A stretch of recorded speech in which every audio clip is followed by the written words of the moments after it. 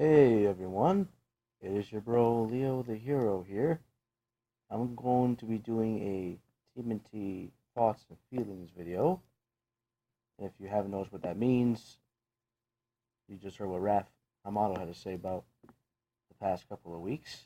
That's been happening with the new TMNT episodes coming up in about February. And yes, I saw them dates. I think they're official. At least I know one of them is. The other three will be kind of a twist. If they kept the same dates, that's good. We won't have to worry about that. So, the thoughts about Splinter being stabbed by Shredder. That's a tough blow to us all, because of the father figure he was to the bros, and to us as well. He taught the guidance of ninjutsu for the bros to teach for the last 15 years. Studied him, learned it, and now up above the surface, have been trained to fight evil. To become heroes is their destiny, he once said. And the destiny is still to be reached. At least, not until Shredder gets his head clean off. Oh, wait, it did. But still, I'm kind of like taking a chalkboard at it.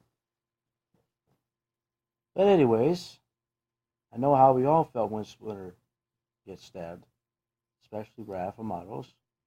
I know how you feel about it. It's a hard lesson for us all that it's no longer a kid's show. It's now something I kind of prefer. Now I'm not saying Splinter does. I'm not saying. Let me say that again. I'm not saying Splinter does not deserve to die. I'm saying probably in trilogies in the past few other seasons of TMNT series that might have happened at one time. But for this series, it happened three. It happened before they went to space, like she said. It happened on Super Shredder, and now it happens here on episode 25 of the Aquarium, if I didn't get that right. But anyway, that's what we're going to be experiencing, and all those thoughts that people are going to say about it is going to be hard to hold back, because Splinter is no longer there. And for everybody around him, it is an effect.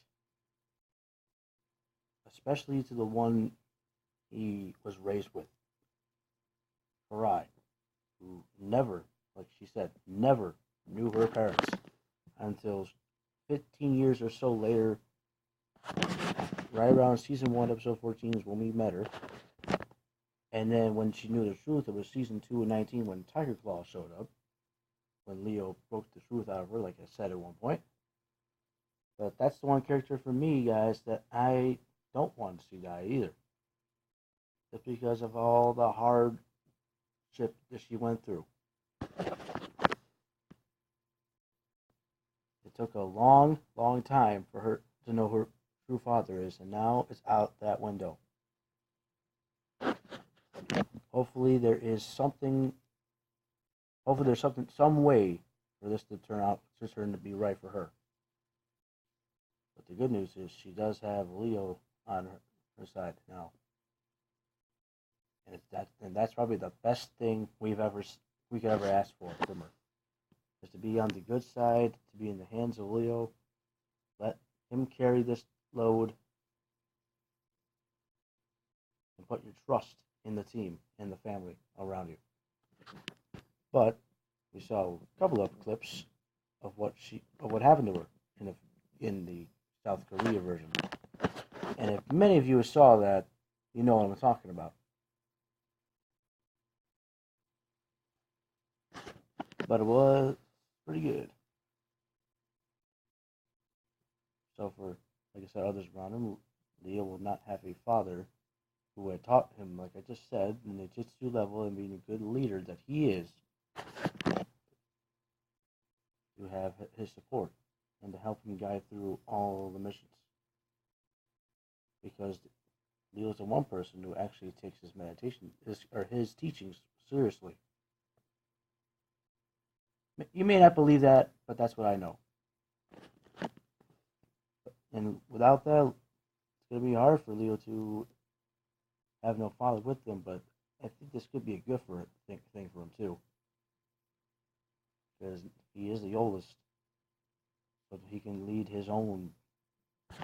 He could probably lead his team as well without Splinter. And you saw that before. I like to see a little bit more of that. I think he has really grown into the Splinter that he probably wanted to become. And we're all proud of that. I'm proud of that. And I'll be even more proud after what he did to Shredder.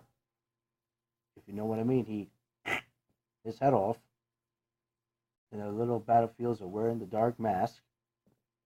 You'll see that in the season finale. And basically ended this sin that Shredder put upon them for good. He even held his skull or helmet to tell him that it's over. It is all over. And then there were some clips with Karai when he was holding his hand. I'm going to wait for that. I think there'll be something to deserve for that. He does the CPR thing when they go out of the building that was on fire that Shredder put them through. And basically, that's all that has to do with the big format of it all. But let's talk about the 2 new episodes before those 2 episodes. Toka versus the World, I think it was called. Or should I say Raph versus Chompy. Because basically that's what that episode's all about.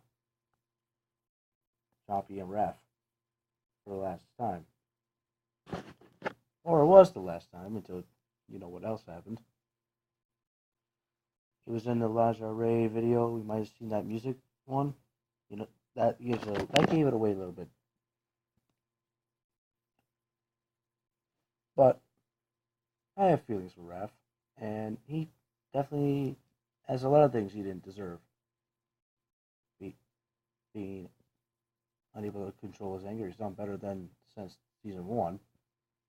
Have an insect repellent every time he's around a bug. Having Mona Lisa be his, yes, what do you want to call it, girlfriend? Kind of just broke that in half when they went to Greg's lair or whatever that it was called. Of course, that was the most devastating thing. I did not want to see having a Raph because of all of the things I just said. And now he has Chompy, who he took from Toka when they had to get the black hole piece, which was a good thing because small pieces. What's that line called? Things in small packages. And even though Chompy was just a little Spike version 2.0, he kind of was cute and all that stuff. But Toka did not take him away from Raph because I couldn't stand the look on his face of how much caring he had for him. It's all in the good news now, Raph. Hope you take that very, very seriously when you at least expect it. The Tale of Tiger Claw, again, we mentioned that one about the new girl Aloplex that's coming into Nickelodeon very soon.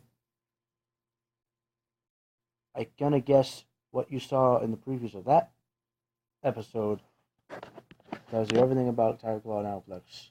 Brother, sister, split in half, cut away, you know what I mean. Or former assassins, who knows what they are.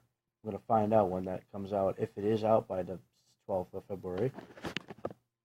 But still, they like seeing it all just to see what it can do. I'd like to see what Aloplex brings to the table. And see what kind of missions she's off to do with the turtles when they ask for her. at one point that'll happen.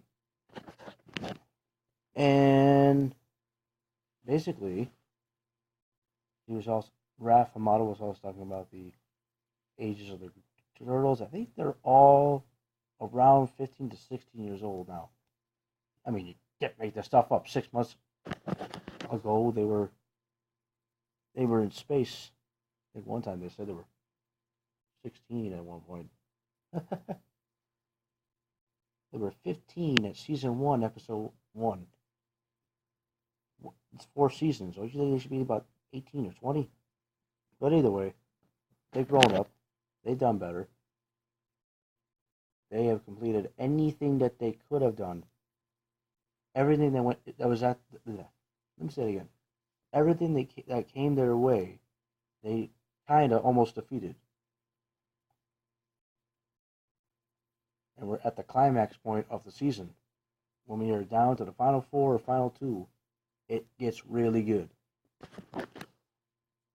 And when we see those boys in the black mask, or should we say back in black?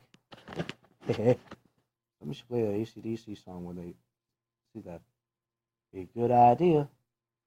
Could get you a lot of subs. But when we see that happen, it's going to be a show you'll never want to forget. And hopefully the end of Shredder will come to us all. Because he deserved it after what you saw happen to Splitter. After what he does to everyone else around the TMNT world, he deserves what he got. And thank goodness it was in the right page, the right hands, the right way. It was all in blue, Leo, to do it.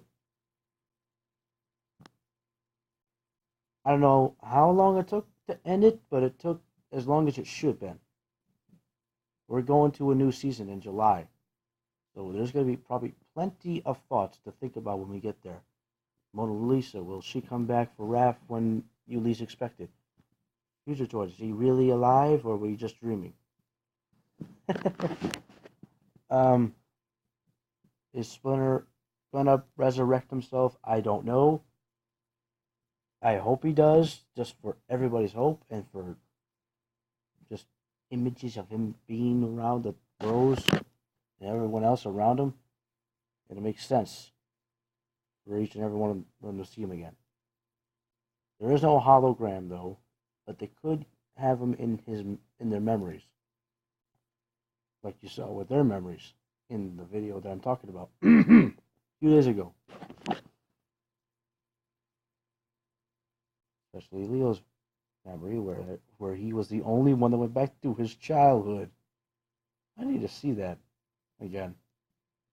You know, just to see how cute it was to be able to rise up to the occasions. So anyway, the reason I made this video is because of Raph's opinions. It's to kind of help her out on her thoughts. Of course, I would do it for anyone else. I'm just doing it because, well, it's kind of fun talking about these things. You never get to once in a while. It's almost like when Andre the Black Nerd talks about his stuff, it's pretty great.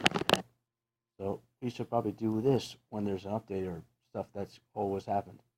You know, like a preview sort of a sort. But anyway, guys, thanks for listening to my video. I hope you understand everything that I said. Hope I'll get better at it as I go along the way. Hope you all like my shoutouts Monday. Like I said, if you want another one next week, just ask. It'll be in the video. It's in the video that's on Monday shoutouts.